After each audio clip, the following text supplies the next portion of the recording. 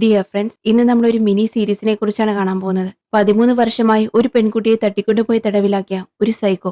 അവർക്ക് 2 കുട്ടികളുമുണ്ട്. ആ സൈക്കോയിൽ നിന്ന് രക്ഷപ്പെടാൻ കഴിയാതെ ഒരു വീടിനുള്ളിൽ തന്നെ അവർ കഴിയുകയാണ്. കൃത്യസമയത്ത് മാത്രമേ ഭക്ഷണം കഴിക്കാവൂ, കൃത്യസമയത്ത് മാത്രമേ ബാത്റൂമിൽ പോകാവൂ എന്നിങ്ങനെ അയാൾ പല നിയമങ്ങളും വെച്ചിട്ടുണ്ട്. എല്ലാവരും അത് പിന്തുടരുന്നു. ഇത്തരമൊരു ക്രൂരനായ സൈക്കോയുടെ കയ്യിൽ നിന്ന് അവർ രക്ഷപ്പെട്ടോ ഇല്ലയോ? ആരാണ് ആ സൈക്കോ എന്ന് വളരെ ഉദ്യോഗജനകമായ ക്ലൈമാക്സ് ട്വിസ്റ്റുകളിലൂടെ പറയുന്ന ഒരു ജർമ്മൻ സീരീസാണിത്. ആകെ 6 എപ്പിസോഡുകൾ മാത്രമേ ഉള്ളൂ. അത് ഈ ഒരൊറ്റ വീഡിയോയിൽ നമുക്ക് കാണാം. സീരീസിന്റെ പേര് ഡിയർ ചൈൽഡ്. കഥയിലേക്ക് പോകും മുമ്പ് എല്ലാവരും ചാനൽ ഒന്ന് സബ്സ്ക്രൈബ് ചെയ്യണേ. ലീന എന്നൊരു ഹൈസ്കൂൾ പെൺകുട്ടി ഒരു രാത്രി സുഹൃത്തിന്റെ വീട്ടിൽ നിന്ന് മടങ്ങുമ്പോൾ ഒരു കാർ അവളെ പിന്തുടരുന്നു. പിന്നീട് അവളെക്കുറിച്ച് ഒരു വിവരവും ഇല്ല. പോലീസ് ലീനയുടെ സുഹൃത്തുക്കളെയും മറ്റുള്ളവരെയും എല്ലാം അന്വേഷിച്ചെങ്കിലും യാതൊരു വിവരവും ലഭിച്ചില്ല. ലീനയുടെ കേസ് ഒരു അൺസോൾവ്ഡ് മിസ്റ്ററിയായി മാറി. അങ്ങനെ 13 വർഷങ്ങൾ കടന്നുപോയി. നഗരത്തിന് വെളിയിൽ കാടിന് നടുവിലുള്ള ഒരു വീട്ടിൽ ഒരു സ്ത്രീയും 2 കുട്ടികളും കഴിയുന്നുണ്ട്. ഇത് 13 വർഷം കാണാതായ ലീനയാണ്. കുട്ടികൾക്കൊപ്പം ആ വീടിനുള്ളിൽ കഴിയുമ്പോഴാണ് പെട്ടെന്ന് വാതിൽ തുറക്കുന്ന ശബ്ദം കേൾക്കുന്നത്. ഉടനെ 3 പേരും വരിയായി നിന്ന് കൈകൾ ഉയർത്തുന്നു. വരുന്നത് ആ സൈക്കോയാണ്. അയാൾ കുട്ടികളുടെ കൈകൾ പരിശോധിച്ചിട്ട് അവർക്ക് ചോക്ലേറ്റ് നൽകുന്നു. ലീനയുടെ കൈ പരിശോധിക്കുമ്പോൾ അവൾ രക്ഷപ്പെടാൻ ശ്രമിച്ചതിന്റെ അടയാളങ്ങൾ അയാൾ കാണുന്നു. പേടിച്ചു കരയുന്ന ലീനയോട് കുട്ടികളുടെ മുന്നിൽ കരയാൻ പാടില്ല നിയമം നിനക്കറിയില്ലേ എന്ന് ചോദിച്ചുകൊണ്ട് അയാൾ അവളെ ക്രൂരമായി ശിക്ഷിക്കുന്നു. 13 വർഷമായി ആ സൈക്കോ അവരെ പുറം ലോകം കാണിക്കാതെ ആ വീട്ടിൽ തടവിലാക്കിയിരിക്കുകയാണ്. പെട്ടെന്നൊരു ദിവസം ലീന ആ വീട്ടിൽ നിന്ന് രക്ഷപ്പെട്ട് കാട്ടിലൂടെ ഓടുകയാണ്. വഴിയിൽ വെച്ച് അവൾ തളർന്നു വീഴുന്നു. ഒരു കാറ് പോകുന്നത് കണ്ട് സഹായം ചോദിക്കാൻ ശ്രമിക്കുന്നു. പിന്നീട് കാണുന്നത് ലീന ആംബുലൻസിൽ ബോധമില്ലാതെ കിടക്കുന്നതാണ്. അവൾ ജീവന് വേണ്ടി പോരാടുകയാണ്. ഡോക്ടർമാരും നഴ്സുമാരും അവളെ ചികിത്സിക്കുന്നു. ലീനയുടെ കൂടെ മകൾ ഹന്നയുമുണ്ട്. ആ കൊച്ചുകുട്ടി ഹന്ന ട്രീറ്റ്മെന്റ് ചെയ്തുകൊണ്ടിരിക്കുന്ന ഡോക്ടർമാരോട് എന്റെ അമ്മയുടെ പേര് ലീന എന്നാണെന്നും അവരുടെ ബ്ലഡ് ഗ്രൂപ്പ് ഇതാണെന്നും അങ്ങനെയുള്ള വിവരങ്ങൾ കൊടുക്കുന്നു. നിനക്കിതൊക്കെ എങ്ങനെ അറിയാം എന്ന് ചോദിക്കുമ്പോൾ അമ്മയാണ് എന്നോട് പറഞ്ഞത് എന്ന് ഹന്ന മറുപടി പറയുന്നു. ശരിയെന്ന് പറഞ്ഞ് അവർ ട്രീറ്റ്മെന്റ് തുടരുമ്പോൾ പെട്ടെന്ന് ലീനയുടെ ഹാർട്ട് ബീറ്റ് കുറയുന്നു. അതോടെ അവർ മരിക്കാൻ പോവുകയായിരുന്നു. എത്ര ശ്രമിച്ചിട്ടും ഒരു ഇംപ്രൂവ്മെന്റും ഇല്ല. അപ്പോഴാണ് ഹന്ന ലീനയുടെ ചെവിയുടെ അടുത്ത് വന്ന് ഞാനിപ്പോഴും ഇവിടെ തന്നെയുണ്ട് എന്ന് പറയുന്നത്. അത് കേട്ട ഉടനെ ലീന കണ്ണു തുറക്കുന്നു. അവരുടെ ശരീരം നോർമൽ ആവാൻ തുടങ്ങുന്നു. അതിനുശേഷം ലീനയെയും ഹന്നയെയും കൂട്ടി ഹോസ്പിറ്റലിലേക്ക് പോവുകയാണ്. ലീനയെ ഐസിയുയിൽ അഡ്മിറ്റ് ചെയ്യുന്നു. ആശുപത്രിയിൽ ഹന്നയെ നോക്കുന്ന നഴ്സിന്റെ അടുത്ത് ഹന്ന പെട്ടെന്ന് കൈ ഉയർത്തുന്നു. സൈക്കോയുടെ അടുത്ത് ശീലിച്ച പെരുമാറ്റമാണിത്. തന്റെ അമ്മ മദ്യപിക്കില്ലെന്നും കൃത്യം 1.5 ലിറ്റർ മാത്രം വെള്ളമേ കുടിക്കാവൂ എന്നും ഹന്ന നഴ്സിനോട് പറയുന്നു. കൂടാതെ കൃത്യം 2 മണിക്ക് മാത്രമേ ബാത്റൂമിൽ പോകാവൂ എന്നും മറ്റുമുള്ള വിചിത്രമായ നിയമങ്ങളെക്കുറിച്ച് അവൾ വിവരിക്കുന്നു. തന്റെ അമ്മയ്ക്ക് അച്ഛനെ കൊല്ലാൻ ആഗ്രഹമുണ്ടെന്നും ആ കൊച്ചു പെൺകുട്ടി പറയുമ്പോൾ നഴ്സ് ഞെട്ടിപ്പോകുന്നു. അമ്മ എപ്പോഴും നിയമങ്ങൾ ലംഘിച്ചുകൊണ്ടേയിരിക്കും. എന്തിനാണ് അമ്മ നിയമങ്ങൾ ലംഘിക്കുന്നതെന്ന് നഴ്സ് ചോദിക്കുമ്പോൾ എന്റെ അമ്മയ്ക്ക് എന്റെ അച്ഛനെ കൊല്ലണമെന്ന് വലിയ ആഗ്രഹമാണ് എന്ന് ഹന്ന മറുപടി നൽകുന്നു. ഒരു ചെറിയ പെൺകുട്ടി ഇങ്ങനെയൊക്കെ സംസാരിക്കുന്നത് കേട്ട് ഭയന്നു പോയ നഴ്സ് നേരെ ഡിറ്റക്റ്റീവിനോട് കാര്യം പറയുന്നു. എന്നാൽ ഡിറ്റക്റ്റീവ് വളരെ തിരക്കിലായിരുന്നു. ഒരു കൊച്ചുകുട്ടി പറയുന്ന കാര്യങ്ങൾ അത്ര കാര്യമാക്കേണ്ടതില്ലെന്നും അവൾ വലിയ ആശയക്കുഴപ്പത്തിലാണെന്നും സൈക്കാട്രിസ്റ്റ് വന്നാൽ എല്ലാം ശരിയാകുമെന്നും പറഞ്ഞ് ഡിറ്റക്റ്റീവ് പോകുന്നു. നഴ്സ് ഹന്നയ്ക്ക് ക്രയോണുകൾ വാങ്ങി നൽകുകയും അവളോട് വീണ്ടും സംസാരിക്കാൻ തുടങ്ങുകയും ചെയ്യുകയാണ്. നിന്റെ അമ്മ എന്തിനാണ് അച്ഛനെ കൊല്ലണമെന്ന് ആഗ്രഹിക്കുന്നത് എന്ന് നഴ്സ് ചോദിക്കുന്നു. എന്നാൽ ഹന്ന ഒന്നും മിണ്ടാതെ ചിത്രം വരയ്ക്കുകയാണ്. ജനലുകളെല്ലാം അടച്ചിട്ട ഒരു വീടാണ് അവൾ വരച്ചത്. കൂടെ ഒരു ചെറിയ ആൺകുട്ടിയും വരച്ചിട്ടുണ്ട്. അത് തന്റെ സഹോദരൻ ജോനാഥനാണെന്നും അവൻ വീട്ടിലെ രക്തക്കറകൾ തുടച്ചു മാറ്റുകയാണെന്നും ഹന്ന പറയുന്നു. ഇത് കേട്ട് നഴ്സ് സ്തംഭിച്ചു പോകാണ്. ഹന്ന വരച്ച ചിത്രം കണ്ടപ്പോൾ ആ വീടിന്റെ ജനലുകളെല്ലാം അടച്ചിട്ടിരിക്കുകയാണെന്ന് നഴ്സിന് മനസ്സിലാകുന്നു. അവർ ആ വീടിനുള്ളിൽ തന്നെയായിരുന്നു കഴിഞ്ഞിരുന്നതെന്നും പുറം ലോകം കണ്ടിട്ടില്ലെന്നും നഴ്സ് തിരിച്ചറിയുന്നു. ആ സമയത്ത് ലീനയ്ക്ക് ഓപ്പറേഷൻ തിയേറ്ററിൽ ചികിത്സ നടക്കുകയായിരുന്നു. രക്തം ഒരുപാട് നഷ്ടപ്പെട്ടതിനാൽ പുതിയ രക്തം നൽകുന്നു. ഹന്ന പറഞ്ഞ ബ്ലഡ് ഗ്രൂപ്പ് അനുസരിച്ചാണ് അവർ രക്തം നൽകിയത്.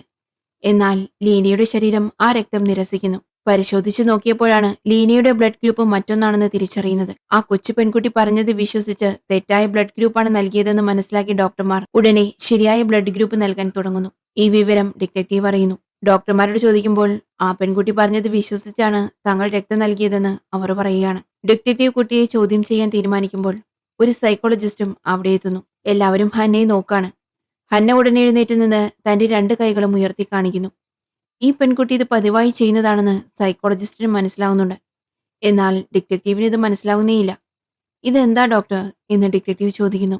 ഇതിന് ഹന്ന തന്നെ മറുപടി നൽകുന്നു. ഞാൻ എന്റെ കൈകൾ കാണിക്കുന്നത് എന്റെ കയ്യിൽ ആയുധങ്ങളൊന്നുമില്ലെന്ന് കാണിക്കാനാണ്. അതുകൊണ്ട് എനിക്കോ മറ്റുള്ളവർക്കോ പരിക്കേൽക്കില്ല. അങ്ങനെ ചെയ്താൽ മാത്രമേ ഞാനൊരു ഗുഡ് ഗേൾ ആവുകയുള്ളൂ. ഇതും ഒരു പ്രധാന നിയമമാണ്. ഈ പെൺകുട്ടി ഇത്ര വിചിത്രമായി സംസാരിക്കുന്നത് ആർക്കും മനസ്സിലാവുന്നില്ല. അപ്പോഴാണ് നഴ്സ് ഡിറ്റക്റ്റീവിനെ മാറ്റി വിളിച്ച് ഹന്നയുടെ സഹോദരൻ ജോനാഥിനെ കുറിച്ചും അവൻ വീട്ടിലെ രക്തക്കറകൾ തുടച്ചു മാറ്റുകയാണെന്ന കാര്യവും പറയുന്നത്. അവരുടെ വീട് ഒരു ജയില് പോലെയാണെന്നും ആ പയ്യനെ ഉടനെ കണ്ടെത്തണമെന്നും നഴ്സ് പറയുന്നു. എന്നാൽ ഡിറ്റക്റ്റീവ് അല്പം സംശയിക്കുന്നു. കാരണം ഹന്ന നേരത്തെ ബ്ലഡ് ഗ്രൂപ്പ് തെറ്റായി പറഞ്ഞിരുന്നല്ലോ. അതുകൊണ്ട് ഈ കാര്യവും അവൾ വെറുതെ നുണ പറയുന്നതാണോ എന്ന് ഡിറ്റക്റ്റീവ് ചിന്തിക്കുന്നു. എന്നാൽ ജോനാഥൻ ശരിക്കും വീട്ടിലെ രക്തക്കറകൾ വൃത്തിയാക്കുകയാണ്. അവിടെ ഒരു മൃതദേഹവും ഉണ്ട്.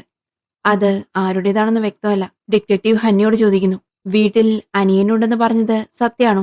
അതെ, അവനവിടെ തനിച്ചാണ്. ദയവായി അവനെ രക്ഷിക്കൂ എന്ന് ഹന്ന പറയുന്നു. നിങ്ങളുടെ അച്ഛൻ നിങ്ങളെ ഉപദ്രവിക്കുമോ എന്ന് ചോദിച്ചപ്പോൾ ഹന്ന പെട്ടെന്ന് നിശബ്ദയാകുന്നു.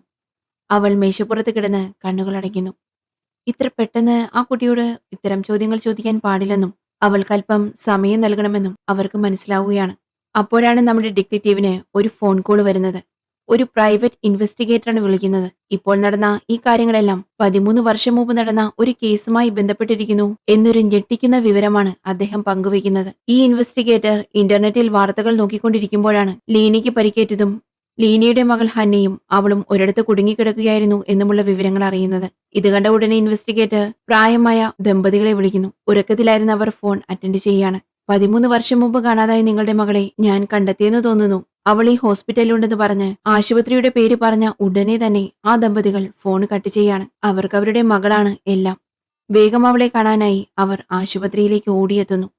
വേഗത്തിനുള്ളിൽ പോയി പരിശോധിച്ച അവർക്ക് വലിയൊരു ഷോക്കാണ് ലഭിക്കുന്നത്.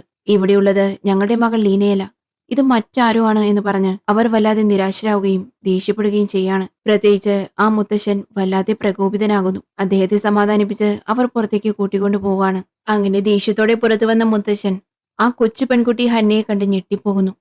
കാരണം ഉള്ളിലുള്ളത് ലീനയല്ലെങ്കിലും ഈ കൊച്ചു പെൺകുട്ടി ഹന്ന ചെറുപ്പത്തിൽ ലീന എങ്ങനെയുണ്ടായിരുന്നു അതുപോലെ തന്നെയുണ്ട്. അവരുടെ കയ്യിൽ ആ പഴയ ഫോട്ടോയും ഉണ്ട്. അങ്ങനെയെങ്കിൽ ഈ കുട്ടി മറ്റാരുമല്ല, തങ്ങളുടെ കൊച്ചുമകൾ തന്നെയാണെന്ന് അവർ മനസ്സിലാക്കുന്നു. അപ്പോൾ ഒരു കാര്യം സത്യമാണ്, ഹന്ന ഇവരുടെ കൊച്ചുമകൾ തന്നെയാണ്. എന്നാൽ ചികിത്സയിലുള്ള സ്ത്രീ യഥാർത്ഥ ലീനയല്ലെന്ന് അവർ പറയുന്നു. അവൾ ലീനയില്ലെങ്കിൽ പിന്നെ അതാരായിരിക്കും? അതൊക്കെ നമുക്ക് കഥ മുന്നോട്ട് പോകുമ്പോൾ മാത്രമേ അറിയാൻ സാധിക്കൂ.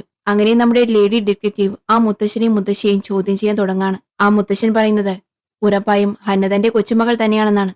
DNA ടെസ്റ്റ് എടുത്തു നോക്കാം, എനിക്ക് എന്റെ കൊച്ചുമകളെ വേണം. പക്ഷേ ഉള്ളിലുള്ളത് എന്റെ മകളല്ല എന്ന് അദ്ദേഹം തറപ്പിച്ചു പറയുന്നു. എന്നാൽ കുട്ടികളിൽ നിന്ന് DNA സാമ്പിളുകൾ എടുക്കണമെങ്കിൽ പലയിടത്തു നിന്നും അനുമതി വാങ്ങേണ്ടതുണ്ടെന്നും അതിന് സമയമെടുക്കുമെന്നും ഡിറ്റക്റ്റീവ് പറയുന്നു. എന്നാൽ ആ ഇൻവെസ്റ്റിഗേറ്റർ ആ മുത്തശ്ശന്റെയും മുത്തശ്ശിയുടെയും ആളാണ്. 13 വർഷം മുമ്പ് അവരുടെ മകൾ ലീനയെ കാണാതായത് മുതൽ അവളെക്കുറിച്ച് മാത്രമാണ് അദ്ദേഹം ചിന്തിക്കുന്നത്. അതുകൊണ്ട് അദ്ദേഹം ആരും കാണാതെ പതുക്കെ ലീനയുടെ അടുത്തേക്ക് ചെന്നിട്ട് ഇങ്ങനെ പറയുന്നു, നോക്കൂ, ലീന എന്ന പെൺകുട്ടി 13 വർഷം മുമ്പ് കാണാതായതാണ്. നീ ലീനയല്ലെന്ന് എനിക്കറിയാം. നീ ആരാണെന്ന് സത്യം പറയൂ, ഞാൻ നിന്നെ സഹായിക്കാം. ഈ സംഭാഷണം ലീന കേൾക്കുന്നുണ്ട്. ഇപ്പോൾ ചികിത്സയിലുള്ള ഈ സ്ത്രീ യഥാർത്ഥ ലീനയാണോ അല്ലയോ എന്ന് നമുക്കിപ്പോഴും അറിയില്ല. അതുകൊണ്ട് തൽക്കാലം നമുക്ക് ഇവരെ ലീന എന്ന് തന്നെ വിളിക്കാം. ലീന എന്തോ മറുപടി പറയാൻ തുടങ്ങുമ്പോഴാണ് ആ സൈക്കോ കൊലയാളിയുടെ ശബ്ദം അവരുടെ മനസ്സിൽ മുഴങ്ങുന്നത്. റൂൾസ് നിനക്കറിയാലോ, നീ എന്തെങ്കിലും സംസാരിച്ചാൽ ഞാൻ നിന്നെ തേടി വരും, നിന്നെ കൊല്ലും, നീ നിയമങ്ങൾ പാലിക്കണം എന്നാ ശബ്ദം പറയുന്നു. പേടിച്ചുപോയ അവൾ ഞാൻ തന്നെയാണ് ലീന എന്ന് പറയുന്നു. ഇൻവെസ്റ്റിഗേറ്റർ ലീനയുടെ കൈ പരിശോധിച്ചു നോക്കുന്നു. അവിടെ ഒരു മുറിവുണ്ട്. പണ്ട് കാണാതായ ലീനയുടെ കയ്യിലും ഇതുപോലൊരു മുറിവുണ്ടായിരുന്നു. രണ്ടും ഒരുപോലെയാണ്. എങ്കിലും ഇവരുടെ മുഖച്ഛായ വ്യത്യസ്തമായതുകൊണ്ട് ഇത് ലീനയല്ലെന്ന് ഇൻവെസ്റ്റിഗേറ്ററും വിശ്വസിക്കുന്നു. അദ്ദേഹം ഒരു സൈക്കോളജിസ്റ്റിനെ കണ്ട് DNA ടെസ്റ്റിനുള്ള ഏർപ്പാടുകൾ ചെയ്യാണ്. എന്നാൽ അവർ വിചാരിക്കാത്തൊരു കാര്യം ആ കൊച്ചു പെൺകുട്ടി ഹന്ന പറയുന്നു. അന്ന് അവിടെ കണ്ടത് എന്റെ മുത്തശ്ശനെയാണ്. എനിക്ക് അദ്ദേഹത്തെ നന്നായി അറിയാം. ഞാനും അമ്മയും അദ്ദേഹത്തോടൊപ്പം ഒരുപാട് കളിക്കാറുണ്ടായിരുന്നു എന്ന് ഹന്ന പറയുന്നു. ഇത് കേട്ട് സൈക്കോളജിസ്റ്റ് ഇൻവെസ്റ്റിഗേറ്ററെ വിവരം അറിയിക്കുന്നു. ഇതോടെ ഇൻവെസ്റ്റിഗേറ്റർക്ക് മുത്തശ്ശന്റെ മേൽ സംശയം തുടങ്ങുന്നു. അദ്ദേഹം നേരിട്ട് മുത്തശ്ശന്റെ, അതായത് ലീനയുടെ അച്ഛന്റെ അടുത്ത് ചെന്ന് ചോദിക്കുകയാണ്. ഹന്ന പറയുന്നത് നിങ്ങളെ അവൾക്ക് നേരത്തെ അറിയാമെന്നും നിങ്ങൾ ഒന്നിച്ച് കളിച്ചിട്ടുണ്ടെന്നാണല്ലോ. സത്യത്തിൽ നിങ്ങൾ അവളെ മുൻപേ കണ്ടിട്ടുണ്ടോ? ഇത് കേട്ട് അദ്ദേഹം വല്ലാതെ ദേഷ്യപ്പെടുകയാണ്. നിങ്ങളിപ്പോൾ എന്താ പറഞ്ഞു വരുന്നേ? എന്റെ സ്വന്തം മകളെ 13 വർഷമായി ഞാൻ തന്നെയാണ് തട്ടിക്കൊണ്ടുപോയി ഒളിപ്പിച്ചു വെച്ചിരിക്കുന്നതെന്നാണോ എന്ന് ചോദിച്ച് അദ്ദേഹം ഇൻവെസ്റ്റിഗേറ്ററുമായി വഴക്കിട്ട് അവിടെ നിന്ന് പോവാണ്. ഇതിനിടെ ഹന്നയുടെ ശരീരത്തിൽ നിന്ന് DNA ടെസ്റ്റിനുള്ള സാമ്പിളുകൾ ശേഖരിക്കുന്നു. ഫലം വരുന്നതിന് മുമ്പ് ഹന്ന മാനസികമായി തളർന്ന അവസ്ഥയിലാണെന്ന് മനസ്സിലാക്കുന്നു. അവൾ എപ്പോഴും സൺഗ്ലാസ് ധരിച്ചിരിക്കുകയാണ്. കാരണം ഇത്രയും വർഷം ഒരു മുറിക്കുള്ളിൽ അടച്ചിട്ടിരുന്നതുകൊണ്ട് വെളിയിലെ സൂര്യപ്രകാശം കാണുമ്പോൾ അവളുടെ കണ്ണിന് പ്രയാസം തോന്നാണ്. ഹന്ന, നീ ഇനി ഒരു പ്രത്യേക സ്ഥലത്തേക്ക് പോവാണ്. അവിടെ ഒരുപാട് ഡോക്ടർമാരുണ്ടാവും. നീ വേഗം സുഖം പ്രാപിക്കും എന്ന് നേഴ്സ് പറയുന്നു. അത് കേട്ട് സന്തോഷമായെങ്കിലും പോകുന്നതിന് മുമ്പ് തന്റെ അമ്മയെ ഒന്ന് കാണണമെന്ന് ഹന്ന ആവശ്യപ്പെടുന്നു. അങ്ങനെ ഹന്ന ലീനയുടെ അടുത്തേക്ക് പോവാണ്. ലീന അപ്പോൾ ബോധമില്ലാതെ കിടക്കുകയായിരുന്നു.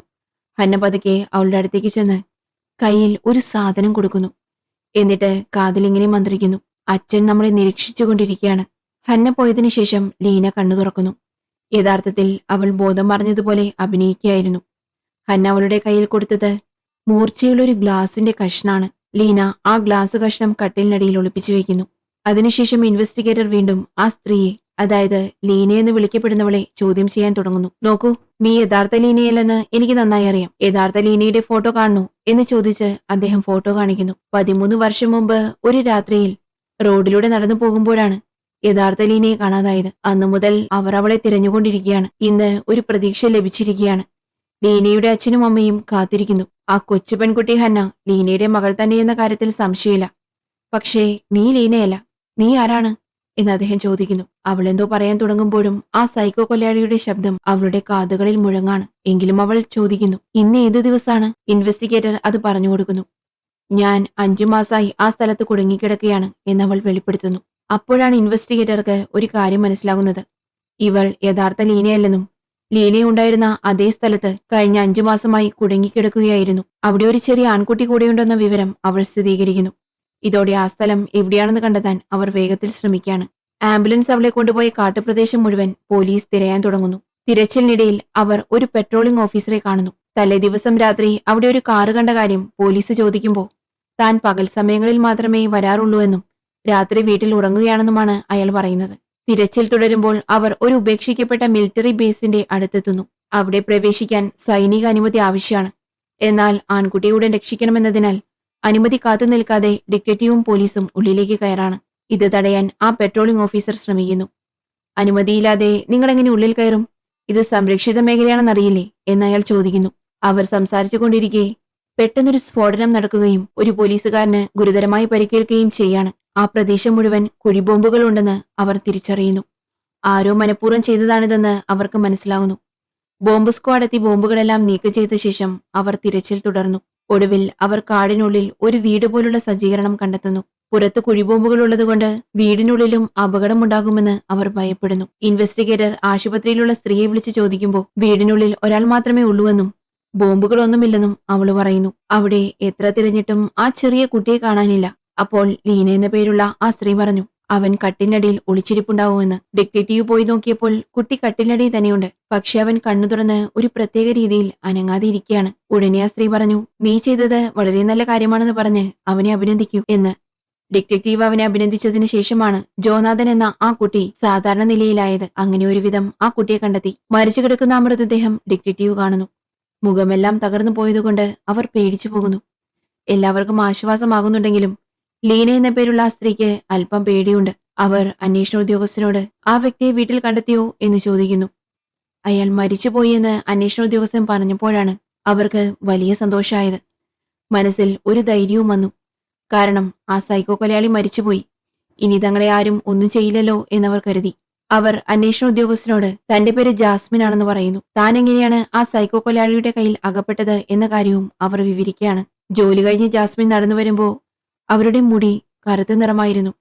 പെട്ടെന്ന് പാർക്കിംഗ് ലോട്ടിന് സമീപം വെച്ച് ഒരാൾ ജാസ്മിനെ തട്ടിക്കൊണ്ടുപോയി. കണ്ണു തുറന്നു നോക്കുമ്പോൾ ജാസ്മിനുടെ അടുത്ത് കൈയും വായും കെട്ടിയിട്ട നിലയിലായിരുന്നു. ആ സൈക്കോ മെല്ലെ ജാസ്മിന്റെ അടുത്ത് വന്നു. നിന്റെ മുടി നീ കളർ ചെയ്യണം, എങ്കിൽ മാത്രമേ നിനക്ക് കുടിക്കാൻ വെള്ളം തരൂ എന്നയാൾ പറയുന്നു. ജാസ്മിന് വേറെ വഴിയുണ്ടായിരുന്നില്ല. അവൾ മുടി കളർ ചെയ്തു. അതോടെ അത് ബ്ലോണ്ട് ഹെയർ ആയി മാറി. അതിനുശേഷം ആ സൈക്കോ ജാസ്മിന്റെ കയ്യിൽ പൊള്ളിച്ചു. അവൾ വേദന കൊണ്ട് പുളഞ്ഞ് ബോധം കെട്ടു വീണു. കണ്ണു തുറന്നു നോക്കിയപ്പോൾ പൊള്ളിയ ഭാഗത്ത് മരുന്നൊക്കെ വെച്ച് കെട്ടിയിട്ടുണ്ട്. ജാസ്മിൻ പുതിയ വസ്ത്രമാണ് ധരിച്ചിരിക്കുന്നത്. ആ സൈക്കോ പറയുന്നു, ഇനി നിന്റെ പേര് ജാസ്മിൻ എന്നല്ല, ലീന എന്നാണ്. ഈ വീട്ടിൽ കുറെ നിയമങ്ങളുണ്ട്. ഞാൻ വീട്ടിലേക്ക് വരുമ്പോൾ തന്നെ നിങ്ങൾ എന്റെ മുന്നിൽ വന്ന് കൈകൾ കാണിക്കണം. കാരണം നിങ്ങളുടെ കയ്യിൽ ആയുധങ്ങളൊന്നുമില്ലെന്ന് എനിക്ക് അപ്പോൾ മാത്രമേ മനസ്സിലാകൂ. ആഹാരം കഴിക്കുന്നതിനും ബാത്റൂമിൽ പോകുന്നതിനും ഞാൻ നിശ്ചയിച്ച സമയം മാത്രമേ ഉള്ളൂ. അത് തെറ്റിച്ചാൽ അതിനുള്ള ശിക്ഷ നീ അനുഭവിക്കും. ഇത് കേട്ട് തനിക്കിവിടെ നിൽക്കാൻ കഴിയില്ലെന്ന് പറഞ്ഞ് ജാസ്മിൻ നിലവിളിക്കാൻ നോക്കി. എന്നാൽ ആ സൈക്കോ വീണ്ടും ആക്രമിച്ചതോടെ അവർ ബോധരഹിതയായി. കണ്ണു തുറന്നു നോക്കുമ്പോൾ അവരുടെ മുന്നിൽ 2 കുട്ടികളുണ്ട്. ഹന്നയും പിന്നെ ജോനാഥനും. ആ കുട്ടികൾ ജാസ്മിനെ നോക്കി അമ്മയെന്ന് വിളിച്ചു. ജാസ്മിൻ ഒന്നും മനസ്സിലായില്ല. കാരണം അവർക്ക് വിവാഹം പോലും കഴിഞ്ഞിട്ടില്ലായിരുന്നു. ഇത് സൈക്കോയോട് പറഞ്ഞപ്പോൾ അയാൾ പറഞ്ഞു, നോക്ക്, നിന്റെ പേര് ലീനയാണ്. ഇവരാണ് നിന്റെ 2 കുട്ടികൾ. ഞാൻ നിന്റെ ഭർത്താവാണ്. നീ ഇത് കൃത്യമായി പാലിക്കണം. മനസ്സിലായോ? ഈ കുട്ടികളെ നീ നന്നായി നോക്കണം. അവരോടൊപ്പം കളിക്കണം. അവർക്ക് പഠിപ്പിച്ചു കൊടുക്കുകയും വേണം. ഇതാണ് നിന്റെ ജീവിതത്തിന്റെ ഒരേയൊരു ലക്ഷ്യം എന്ന് അയാൾ പറഞ്ഞപ്പോഴാണ് ജാസ്മിന് ഒരു കാര്യം മനസ്സിലായത്. ഈ സൈക്കോ കൊലയാളി അവളെ തട്ടിക്കൊണ്ടുവന്നത് ഈ കുട്ടികൾക്ക് ഒരമ്മയായി മാറ്റാനാണെന്ന്. ബാത്റൂമിൽ പോകാൻ പോലും അയാൾ നിശ്ചയിച്ച ഒരു സമയമുണ്ട്. ആ സമയത്ത് ജാസ്മിന് ബാത്റൂമിൽ പോകാൻ തോന്നിയില്ലെങ്കിലും നീ പോയേ തീരൂ എന്ന് പറഞ്ഞ് അയാൾ നിർബന്ധിച്ചു. ജാസ്മിൻ അതിന് വിസമ്മതിച്ചപ്പോൾ അയാൾ അവളെ ക്രൂരമായി മർദ്ദിച്ചു. ജാസ്മിന് എന്ത് ചെയ്യണമെന്നറിയില്ലായിരുന്നു. അവിടെ ആകെ ഉണ്ടായിരുന്നത് ആ 2 കുട്ടികളാണ്. അവൾ ഹന്നയുടെ അടുത്ത് ചെന്ന് എങ്ങനെയെങ്കിലും എന്നെ സഹായിക്കൂ എന്നപേക്ഷിച്ചു. എന്നാൽ ഹന്ന എന്ന ആ ചെറിയ പെൺകുട്ടി പറഞ്ഞത് അയാൾ പറയുന്നത് അനുസരിക്കല്ലാതെ വേറെ വഴിയില്ല എന്നാണ്. വീട് മുഴുവൻ CCTV ക്യാമറകളുണ്ട്. നമ്മൾ എന്തു ചെയ്യുന്നു എന്ന് അയാൾ എപ്പോഴും നിരീക്ഷിക്കുന്നുണ്ടാവും.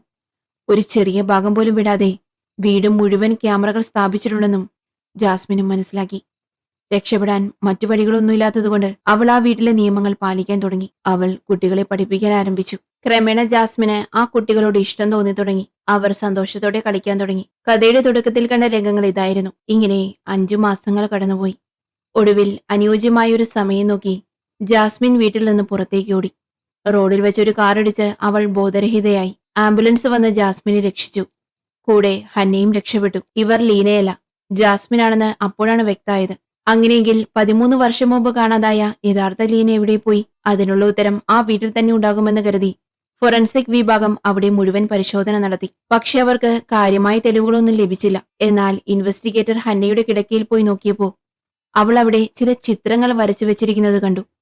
തന്റെ മുത്തശ്ശനോടൊപ്പം പാർക്കിൽ പോകുന്നതും കളിക്കുന്നതും അവൾ പറഞ്ഞിരുന്നല്ലോ, അതൊക്കെ വെറും സങ്കല്പമായിരുന്നു എന്ന് അയാൾക്ക് മനസ്സിലായി. മുത്തച്ഛനെ വെറുതെ സംശയിച്ചല്ലോ എന്നോർത്ത് അയാൾക്ക് വിഷമം തോന്നി. പരിശോധന തുടരുന്നതിനിടയിൽ വീട്ടിലെ ക്യാമറകൾ ഇപ്പോഴും പ്രവർത്തിക്കുന്നുണ്ടെന്ന് അവർ ശ്രദ്ധിച്ചു. കൊലയാളി മരിച്ചിട്ടും ക്യാമറകൾ എങ്ങനെ പ്രവർത്തിക്കുന്നു എന്ന് ചിന്തിച്ച് അവർ അതിന്റെ കണക്ഷൻ വിച്ഛേദിച്ചു. യഥാർത്ഥത്തിൽ ഇത്രയും നേരം നടന്നതെല്ലാം മറ്റൊരു മുറിയിലിരുന്ന് ആരോ ഈ ക്യാമറ വഴി കാണുന്നുണ്ടായിരുന്നു. ഇവിടെ കണക്ഷൻ കട്ടായപ്പോൾ അയാളുടെ ടിവിയിലെ ദൃശ്യങ്ങളും നിലച്ചു.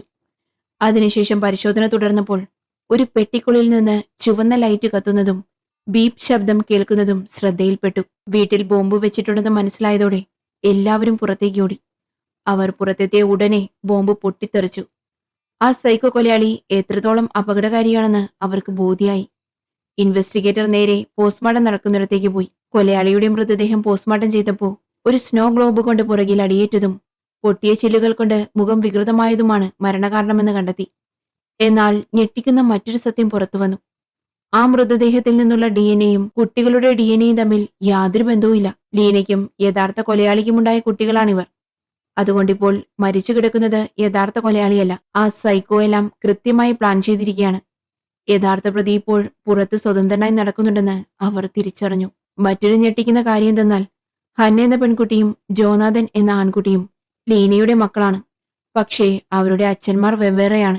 അതിനാൽ എന്താണ് സംഭവിക്കുന്നതെന്ന് അറിയണമെങ്കിൽ ഒന്നുകിൽ ഇവർ ലീനയെ കണ്ടെത്തണം, അല്ലെങ്കിൽ ആ സൈക്കോ കൊലയാളിയെ കണ്ടെത്തണം. അതിനായുള്ള ശ്രമങ്ങൾ അവർ ആരംഭിക്കുന്നു. ആ സ്ഥലത്ത് നിന്ന് കുറച്ചകലെയായി ഒരു മൃതദേഹം ലഭിക്കുന്നു. വെറും അസ്ഥികൂടം മാത്രം. ഇൻവെസ്റ്റിഗേറ്ററും ഡിറ്റക്റ്റീവും അത് പോയി നോക്കാണ്. അത് കാണാൻ ഏകദേശം ലീനയെ പോലെ തന്നെയുണ്ട്. ഇൻവെസ്റ്റിഗേറ്റർ ഒരുപാട് വിഷമിക്കുന്നു. എന്നാൽ ലാബിൽ കൊണ്ടുപോയി പരിശോധിച്ചപ്പോൾ അത് ലീനയല്ലെന്ന് തെളിഞ്ഞു. പക്ഷേ ലീനയുടെ മുടി ഒരു ഹെയർ ബാൻഡിൽ ഉണ്ടായിരുന്നു. മരിച്ച പെൺകുട്ടിയുടെ കറുത്ത മുടി ഡൈ ചെയ്യിപ്പിച്ചിരിക്കുകയായിരുന്നു. അതായത് ജാസ്മിനോട് ചെയ്തതുപോലെ തന്നെ ഈ മൃതദേഹത്തിനോടും ആ സൈക്കോ ചെയ്തിരിക്കുന്നു. ജാസ്മിൻ എങ്ങനെയാണോ ലീനയെ പോലെ ഉപയോഗിക്കാൻ നോക്കിയത്, അതുപോലെ തന്നെയായിരുന്നു ഇതും. മറ്റൊരു പെൺകുട്ടിയെയും അയാൾ ഇത്തരത്തിൽ മാറ്റാൻ ശ്രമിച്ചു. അവൾ വഴങ്ങാത്തതുകൊണ്ട് അവളെ കൊന്നുകളഞ്ഞു. അങ്ങനെയെങ്കിൽ ലീന മരിച്ചുപോയോ?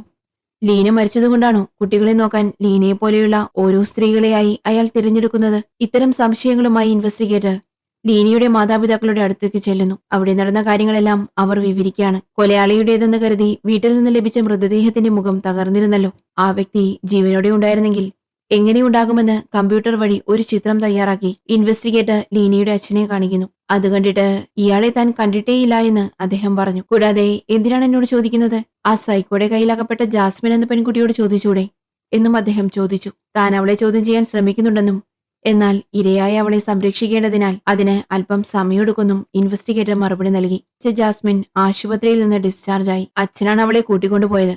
എന്നാൽ പഴയ വീട്ടിലേക്ക് പോകാൻ ജാസ്മിന് വലിയ പേടിയായിരുന്നു. ഇനി ആ ഭാഗത്തേക്ക് പോകുന്നേയില്ലെന്ന് അവൾ പറഞ്ഞതുകൊണ്ട് പോലീസ് അവൾക്കായി മറ്റൊരു അപ്പാർട്ട്മെന്റ് ഏർപ്പാടാക്കി. അവിടെ അവൾക്ക് സുരക്ഷിതമായിരിക്കാം. പോലീസിന്റെ കാവലുമുണ്ടാകും. ജാസ്മിൻ സമ്മതിച്ച് അപ്പാർട്ട്മെന്റിലേക്ക് പോയി. ദൂരെ ഒരു കാറിലിരുന്ന് ആ സൈക്കോ കൊലയാളി ജാസ്മിനെ തന്നെ നിരീക്ഷിക്കുന്നുണ്ടായിരുന്നു. അവൻ ജാസ്മിനെ തന്നെ സൂക്ഷിച്ചു നോക്കിക്കൊണ്ടിരുന്നു.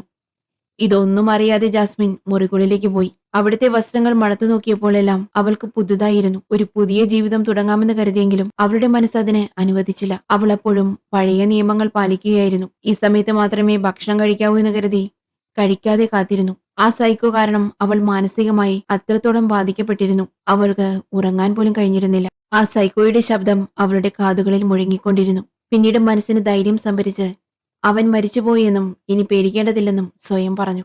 ആദ്യം തന്നെ അവൾ തന്റെ മുടി പഴയ നിറത്തിലേക്ക് മാറ്റി. എല്ലാം ശരിയാകുമെന്ന് കരുതിയപ്പോഴാണ് കോളിംഗ് ബെൽ അടിച്ചത്.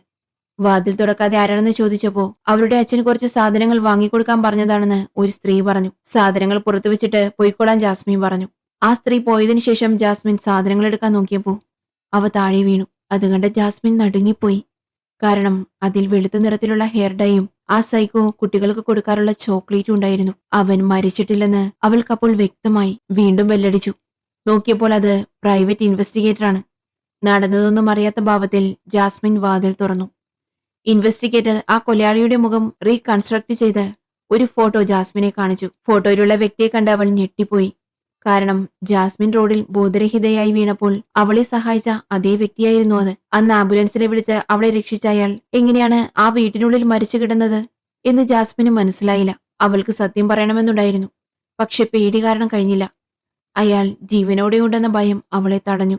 അവൾ വികാരാധീനയായി ഒന്നും മിണ്ടാതെ ഇരിക്കുന്നത് കണ്ട ഇൻവെസ്റ്റിഗേറ്റർ പിന്നീട് വരാമെന്ന് പറഞ്ഞ് അവിടെ നിന്ന് പോയി. പിന്നീട് പോലീസ് വനപ്രദേശത്ത് തിരച്ചിൽ നടത്തിയപ്പോൾ നിരവധി സ്ത്രീകളുടെ മൃതദേഹങ്ങൾ കണ്ടെത്തി. എല്ലാവരുടെയും മുടി ഡൈ ചെയ്ത നിലയിലായിരുന്നു. കയ്യിൽ ലീനയുടേതിന് സമാനമായ മുറിവുകളും ഉണ്ടായിരുന്നു. അതായത് യഥാർത്ഥ ലീന മരിച്ച ശേഷം കുട്ടികളെ നോക്കാൻ ഓരോ സ്ത്രീകളെയായി തട്ടിക്കൊണ്ടുവന്ന് ലീനയാക്കി മാറ്റാൻ അയാൾ ശ്രമിക്കുകയായിരുന്നു. പക്ഷേ യഥാർത്ഥ ലീനയുടെ മൃതദേഹം എവിടെയാണെന്ന് കണ്ടെത്താൻ അവർക്ക് കഴിഞ്ഞില്ല. ഹന്നയ്ക്കും ജോനാഥനും വ്യത്യസ്തമായ അച്ഛന്മാരാണെന്ന് വ്യക്തമായി. ലീനയെ കാണാതായിട്ട് 13 വർഷമായി. ഹന്നയ്ക്ക് 12 വയസ്സും. അങ്ങനെയെങ്കിൽ തട്ടിക്കൊണ്ടുപോകുമ്പോൾ ലീന ഗർഭിണിയായിരുന്നു എന്ന് മനസ്സിലായി. ലീനയുടെ പഴയ സുഹൃത്തുക്കളെ കണ്ടെത്തി DNA പരിശോധന നടത്തിയപ്പോൾ ഒരാൾ ഹന്നയുടെ അച്ഛനാണെന്ന് തെളിഞ്ഞു. എന്നാൽ താനിപ്പോൾ കുടുംബമായി കഴിയുകയാണെന്നും ഇതിലൊന്നും പങ്കില്ലെന്നും അയാൾ പറഞ്ഞു. ജോനാഥന്റെ അച്ഛൻ ആരാണോ അവനായിരിക്കും യഥാർത്ഥ കൊലയാളിയെന്ന് ഇൻവെസ്റ്റിഗേറ്റർ തീരുമാനിച്ചു. നിലവിൽ കുട്ടികൾ സർക്കാർ സംരക്ഷണത്തിലാണ്. പുറം ലോകം കണ്ടിട്ടില്ലാത്തവർക്ക് ഗോവണി കയറാൻ പോലും അറിയില്ലായിരുന്നു.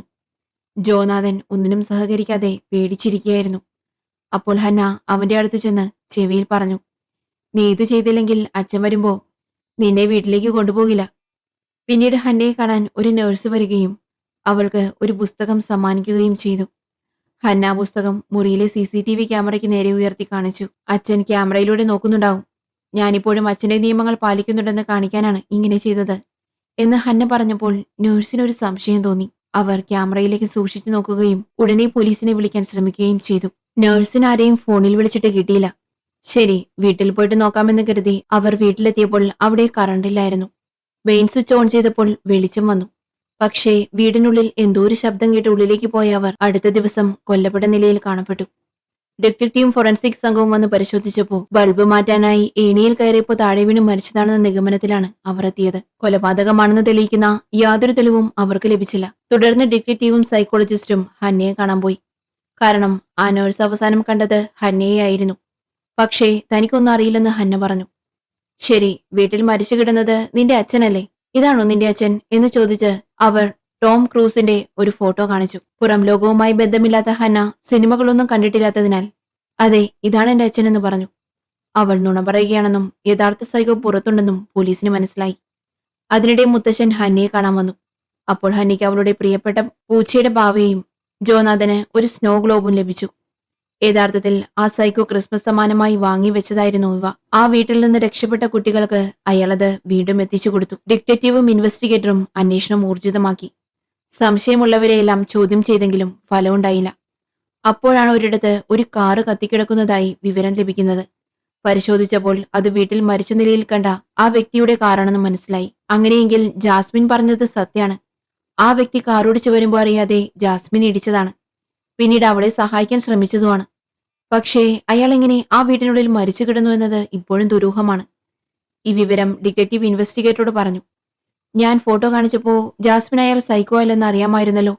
എന്നിട്ടും അവൾ എന്തുകൊണ്ട് എന്നോട് സത്യം പറഞ്ഞില്ല എന്ന് ചിന്തിച്ച് അയാൾ ജാസ്മിനെ കാണാൻ പോയി. ഈ സമയം ജാസ്മിൻ കടുത്ത ഭീതിയിലായിരുന്നു. സൈക്കോ ജീവനോടെയുണ്ടെന്ന് അവൾക്കുറപ്പായിരുന്നു.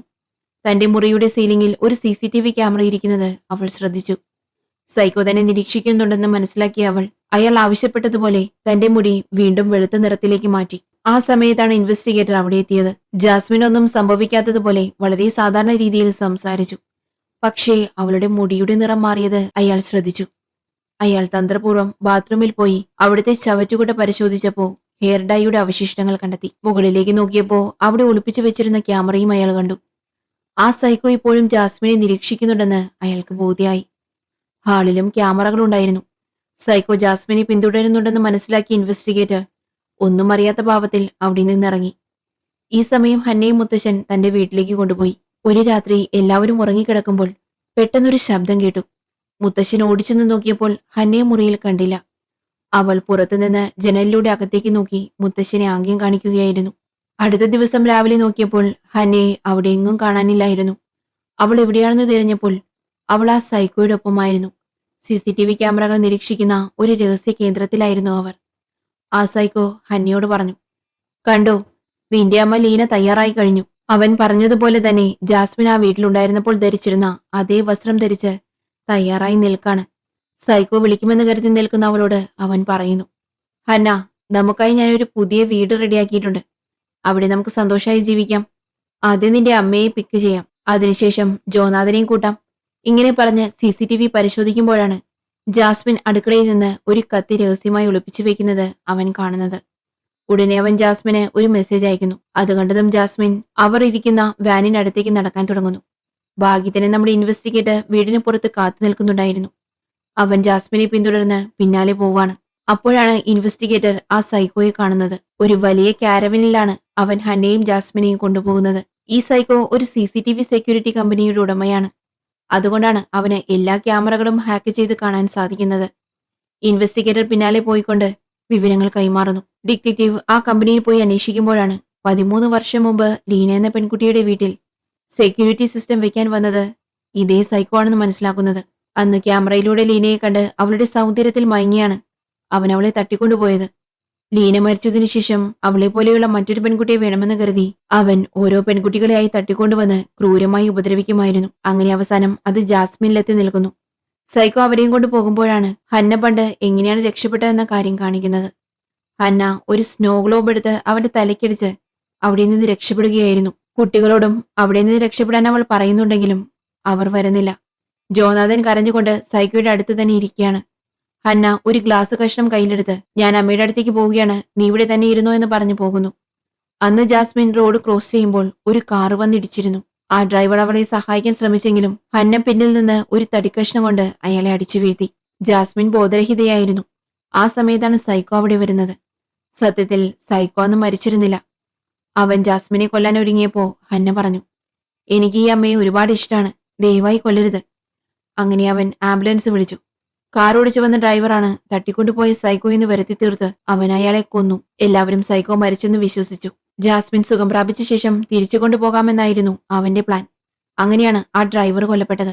ഇപ്പോൾ സൈക്കോ വീണ്ടും തന്റെ കളി തുടങ്ങിയിരിക്കുകയാണ്. അവർ പുതിയ സ്ഥലത്തേക്ക് കൊണ്ടുപോയിക്കൊണ്ടിരിക്കുമ്പോൾ ജാസ്മിൻ പറയുന്നു, തനിക്ക് ബാത്റൂമിൽ പോകണമെന്ന്. അവൻ വണ്ടി ഒതുക്കി നിർത്തി. അവൾ ഒളിപ്പിച്ചു വെച്ച കത്തി അവൻ നേരത്തെ തന്നെ എടുത്തിരുന്നു. അവനെ തോൽപ്പിക്കാൻ കഴിയില്ലെന്ന് അവൾക്ക് മനസ്സിലായി. അവൾ അവിടെ ഇരുന്നപ്പോൾ അവൻ തിരിഞ്ഞു നിന്നു. ആശുപത്രിയിൽ വെച്ച് ഹന്ന നൽകിയ ആ ഗ്ലാസ് കഷ്ണം ജാസ്മിൻ തന്റെ വസ്ത്രത്തിനുള്ളിൽ ഒളിപ്പിച്ചിരുന്നു. അവൾ അവിടെ ബോധം കെട്ട് വീണതുപോലെ അഭിനയിക്കുന്നു. ഇതറിയാതെ സൈക്കോ അവളുടെ അടുത്തേക്ക് വന്നതും അവൾ ആ ഗ്ലാസ് കഷ്ണം കൊണ്ട് അവന്റെ കഴുത്തിൽ ആഞ്ഞുകുത്തി. സൈക്കോ അവിടെ കിടന്ന് പിടഞ്ഞു മരിച്ചു. സത്യത്തിൽ ഇതെല്ലാം ഹന്നയുടെ പ്ലാനായിരുന്നു. അവൾക്ക് തന്റെ അച്ഛനേക്കാൾ ഇഷ്ടം ജാസ്മിനെയാണ്. അതുകൊണ്ട് അവന്റെ അടുത്തു നിന്ന് എന്നേക്കുമായി രക്ഷപ്പെടാനാണ് അവൾ ജാസ്മിന് ആ ഗ്ലാസ് കഷ്ണം നൽകിയത്. ശേഷം ജാസ്മിനും ഹന്നയും കടൽ തീരത്ത് പോയി തങ്ങളുടെ പുതിയ ജീവിതം സന്തോഷത്തോടെ തുടങ്ങാമെന്ന് തീരുമാനിക്കുന്നു. പിന്നാലെ വന്ന ഇൻവെസ്റ്റിഗേറ്റർ മരിക്കാറായ സൈക്കോയെ കാണുന്നു. നീ മരിക്കാൻ പോവുകയാണ്. അതിനു മുമ്പ് ലീനയുടെ ശരീരം എവിടെയാണെന്ന് പറയൂ എന്ന് അദ്ദേഹം ചോദിക്കുന്നു. തന്റെ ഗാർഡനിലുണ്ടെന്ന് പറഞ്ഞ് സൈക്കോ മരിക്കുകയാണ്. ഇൻവെസ്റ്റിഗേറ്ററും സംഘവും അവിടെ കുഴിച്ചു നോക്കിയപ്പോൾ ലീനയുടെ ശരീരം കണ്ടെത്തുന്നു. 13 വർഷം മുമ്പുള്ള കേസ് അങ്ങനെ അവസാനിക്കുന്നു. ജാസ്മിൻ ഹന്നയെ സ്വന്തം മോളായി വളർത്താൻ തീരുമാനിക്കുന്നു. ഇവിടെ ഈ സീരീസ് അവസാനിക്കുകയാണ്. ഡിയർ ഫ്രണ്ട്സ്, ഈ കഥ നിങ്ങൾക്ക് ഇഷ്ടമായെങ്കിൽ ചാനൽ ഒന്ന് സബ്സ്ക്രൈബ് ചെയ്യണേ. കൂടുതൽ നല്ല കഥകളുമായി നമുക്ക് വീണ്ടും കാണാം. ബൈ.